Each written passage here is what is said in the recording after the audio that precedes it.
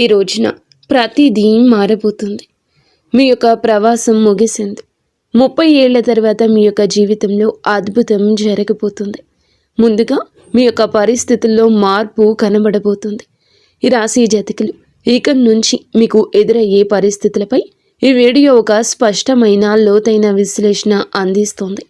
ఇందులో మనము ఈ రోజున జరిగేటటువంటి ప్రధాన గ్రహ యోగాలు, మానసిక సవాళ్లు, నిర్ణయాల్లో గందరగోళం, లభించే అవకాశాల గురించి, ఈ రోజున తిథి ప్రకారం గ్రహ గోచారం రీత్యా ఎలా ఉండబోతుందో తెలుసుకుందాము. శ్రీ లక్ష్మీ నరసింహస్వామి దేవాలయం.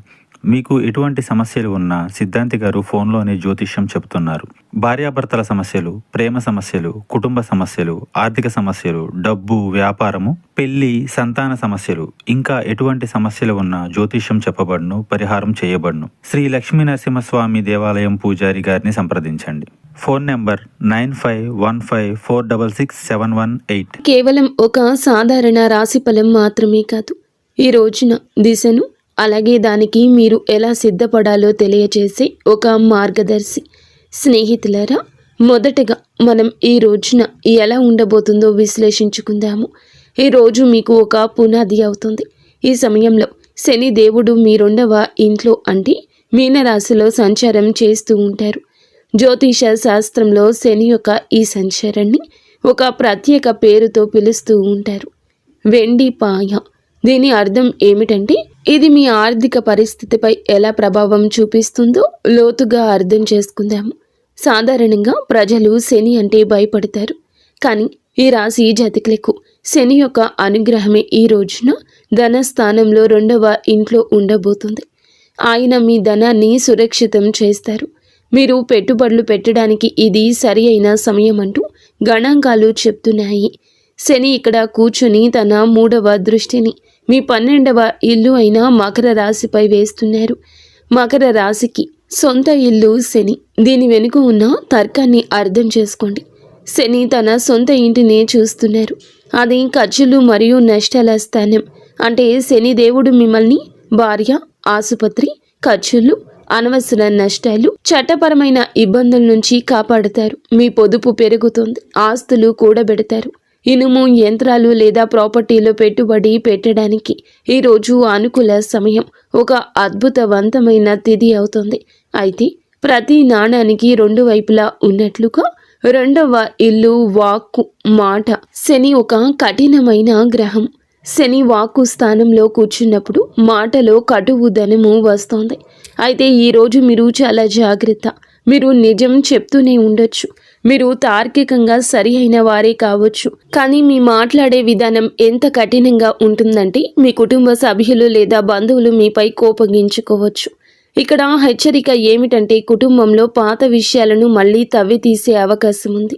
ఆస్తి విషయంలో లేదా పాత విషయాల గురించి వాదనలు జరగచ్చు. అందుకే ఎదుటి వారి మనసుని మీరు బాధించకుండా మృదువుగా మాట్లాడండి.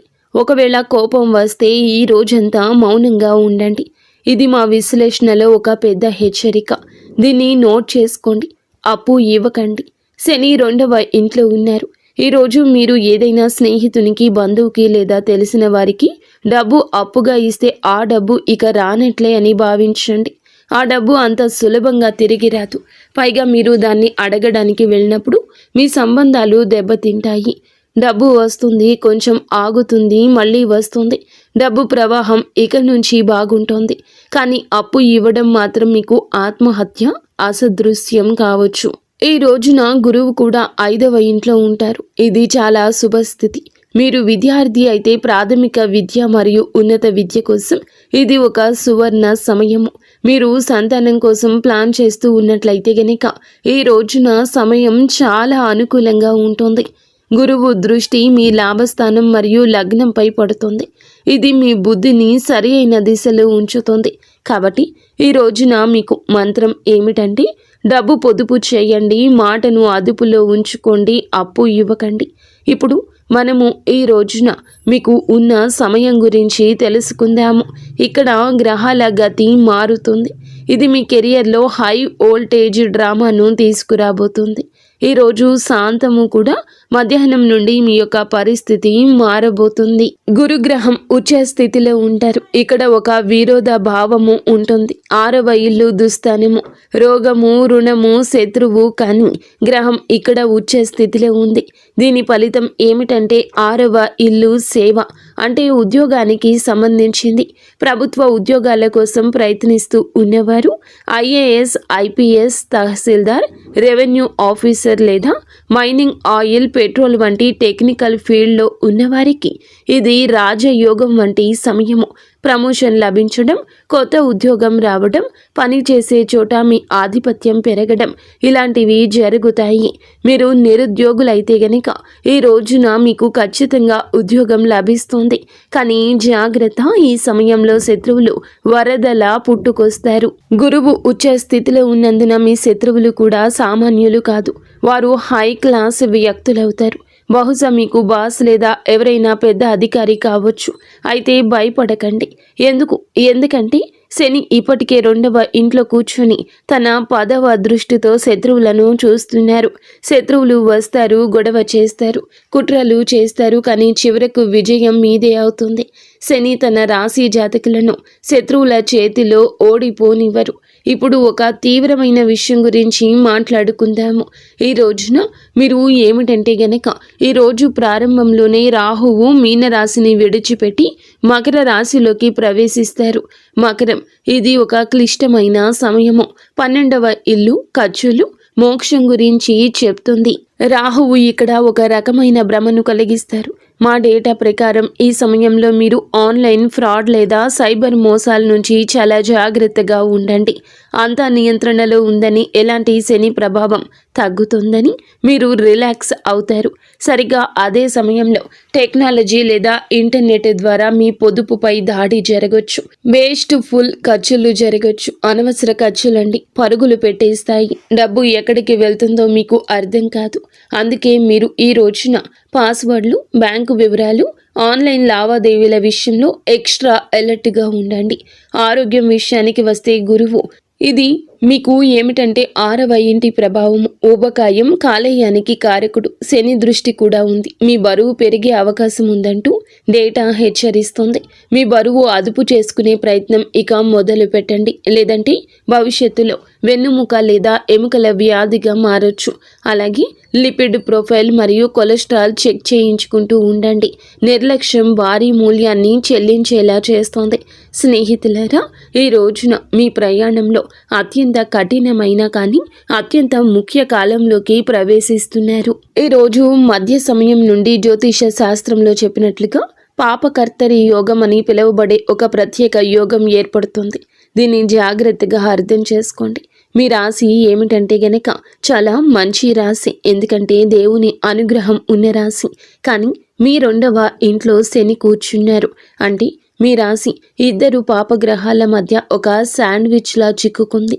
దీనివల్ల మీ జీవితంలో ఎలాంటి ప్రభావం ఉంటుంది? జీవితం అస్తవ్యస్తంగా మారుతున్నట్లు మీకు అనిపిస్తుంది. మీరు ఎంత ప్రయత్నించినా ఫలితాలు రావడంలో ఆలస్యమవుతుంది. మీరు ఏదో ఒక పరిస్థితిలో, ఏదైనా కాంట్రాక్ట్లో లేదా ఏదైనా బంధంలో చిక్కుకుపోయినట్లు అనిపిస్తుంది. తపన ఉంటుంది కానీ దారి కనిపించదు. ఒక పైన రాహువు మీకు భ్రమను కలిగిస్తాడు.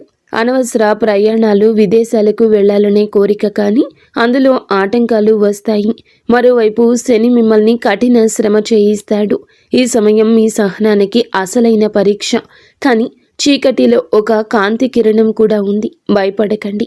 దేవుడు ఎప్పుడూ పరిష్కారం లేని సమస్యను ఇవ్వడు. సరిగ్గా ఇదే సమయంలో, ఇదే రోజున, రోజు మధ్యలో గురుగ్రహ సంచారం మీ 7వ ఇల్లైన సింహరాశిలోకి వస్తుంది. ఇది ఒక గేమ్ చేంజర్. 7వ ఇల్లు జీవిత భాగస్వామ్యానికి సంబంధించింది. మీకు వివాహం కాకపోతే గనక ఈ రోజున పెళ్లి బాజాలు మోగే బలమైన యోగ అవకాశం ఉంది. గురువు దృష్టి నేడుగా మీ లగ్నంపై పడుతుంది. ఇది ఈ పాపకర్తరి దోషాన్ని చాలా వరకు తగ్గిస్తుంది. మీలో ఆత్మవిశ్వాసం పెరుగుతుంది. భాగస్వామ్య వ్యాపారాల్లో కొత్త ఉత్సాహం వస్తుంది. భార్యాభర్తల మధ్య గొడవలు జరుగుతుంటే అవి ఇప్పుడు సర్దుమణుగుతాయి. ఇంట్లో సంతోషం వెల్లివిరుస్తుంది. కాబట్టి ఈరోజు మంత్రం ఏమిటంటే ఆగిపోవద్దు. ఓపికతో నిలబడండి. స్నేహితులారా, ముందుకు వెళ్లే ముందు మేము ఒక ప్రత్యేక వర్గం కోసం 2 నిమిషాలు కేటాయించాలనుకుంటున్నాము. మన తల్లులు, సోదరీమణులు తరచుగా జ్యోతిష్య వీడియోల్లో వ్యాపారం మరియు ఉద్యోగం గురించి మాట్లాడుకుంటాము, కానీ ఇంటి గృహలక్ష్మిని మరచిపోతాము. వాస్తవం ఏమిటంటే ఈ రాశి మహిళలపై ఏలిన నాటి శని ప్రభావం, మానసిక ప్రభావం చాలా లోతుగా పడింది. ఈ రాశి గృహిణులారా, ఈ రోజున ఈ తిథి నాడు మీకోసం ఏం రాబోతుందంటే జాగ్రత్తగా వినండి. ఈ రోజున మీ గ్రహ గోచారం చాలా బాగా మారబోతుంది. ఈ రోజు శనిదేవుడు మీకు 2వ ఇల్లు అంటే వాక్కు మరియు కుటుంబానికి కుటుంబ స్థానంలో ఉన్నారు. ఈ సమయం మీ అత్తగారి తరపు వారితో, కుటుంబంతో కొంచెం సున్నితంగా ఉంటుంది. మీ మాటలో తెలియగానే కటుదనం రావచ్చు, తెలియకుండానే ఇది కలగొచ్చు. మీరు చెప్పేది నిజమే కావచ్చు, కానీ మీ పద్ధతి మర్యాద లేనిదిగా భావించే అవకాశం ఉంది. దీనివల్ల ఇంట్లో గొడవలు జరగచ్చు. అందుకే ఈ సమయంలో మౌనం మీ అతిపెద్ద ఆయుధము. చిన్న చిన్న విషయాలకు స్పందించకండి. అయితే ఒక మంచి వార్త కూడా ఉంది. శని యొక్క వెండి పాయ మీకు శుభప్రదంగా మారబోతుంది. మీరు వింటుంది వాస్తవమే. మీలో ఒక మార్పు కూడా కలగబోతూ ఉన్నది. అయితే ఇంటి ఖర్చుల నుంచి మీరు డబ్బు ఆదా చేయడంలో విజయం సాధిస్తారు. మీరు బంగారం లేదా వెండి కొనే అవకాశం ఉందంటూ డేటా చెప్తుంది. ఇది మీ సీక్రెట్ సేవింగ్స్ని పెంచుకోవడానికి మంచి సమయం. మీ పిల్లల చదువు లేదా వారి కెరియర్ గురించి మీరు ఆందోళన చెందుతూ ఉన్నట్లయితే కనుక ఈరోజు మీకు ఊరట లభిస్తుంది. పిల్లలకు మంచి కళాశాలలో సీటు రావడం లేదా ఉద్యోగం రావడం వంటి వార్తలు మీకు ప్రశాంతతను ఇస్తాయి. మీకోసం అతిపెద్ద జ్యోతిష్యం ఏమిటంటే గనుక ఈ రోజున మీరు శని 2వ ఇంట్లోకి వెళ్ళినప్పుడు, రాహు 11వ ఇంట్లోకి వచ్చినప్పుడు మీరు కేవలం వంటగదికే పరిమితం అవ్వరు. మీలో సొంతంగా ఏదో చేయాలనే పట్టుదల పెరుగుతుంది. రాశి మహిళలు ఎవరైతే ట్యూషన్లు, బొటిక్, టిఫిన్ సర్వీస్ లేదా ఆన్లైన్ పని ప్రారంభించాలి అనుకుంటున్నారో లేదా ప్రారంభించి ఉన్నారో వారికి బాగా కలిసి వస్తుంది. సువర్ణ సమయంగా చెప్పొచ్చు. మీరు ఇంట్లో కూర్చొని మీకంటూ ఒక ప్రత్యేక గుర్తింపు సంపాదించుకుంటారు. కుటుంబ ఆదాయంలో పెద్ద వాటా అందిస్తారు. కేవలం ఒకే ఒక జాగ్రత్త అవసరము. ఈ రోజున మాట విషయంలో జాగ్రత్త. అలాగే మీకు ఏదైనా అనారోగ్య సమస్యలు, థైరాయిడ్, నడుము నొప్పి, కాళ్లలో నరాల సమస్యలు ఇబ్బంది పెట్టొచ్చు. శని శరీర క్రింది భాగాలకు కారకుడు కాబట్టి ఎక్కువసేపు నిలబడి పని చేయకండి. కాల్షియం పరీక్షలు చేయించుకుంటూ ఉండండి. కాబట్టి సోదరి మణులరా, ఈ రోజున శాంతి, పొదుపు మంత్రాన్ని గుర్తుంచుకోండి. మీ కొత్త ప్రయాణానికి సిద్ధపడండి. ఇక ఇప్పుడు ముఖంపై చిరునవ్వు తెచ్చుకోండి. దీర్ఘ శ్వాస తీసుకోండి. ఎందుకంటే మనము ఈ రోజులోకి వచ్చేస్తాము. ఈ రోజున ఇలా జరగబోతుంది.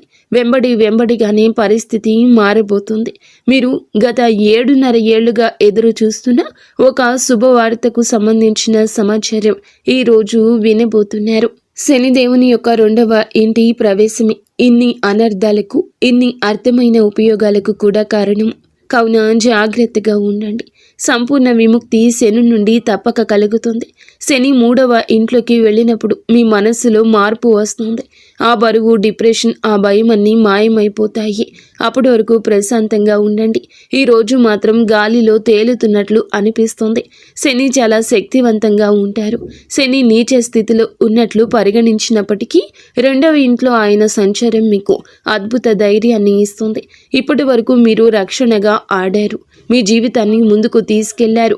మీరు దూకుడుగా ఇక నుంచి ఉండబోతున్నారు. అత్యుత్సాహం మీ మదిలోకి వస్తుంది. రాహువు మీ 11వ ఇల్లు అయిన ధనుస్సులోకి వస్తారు.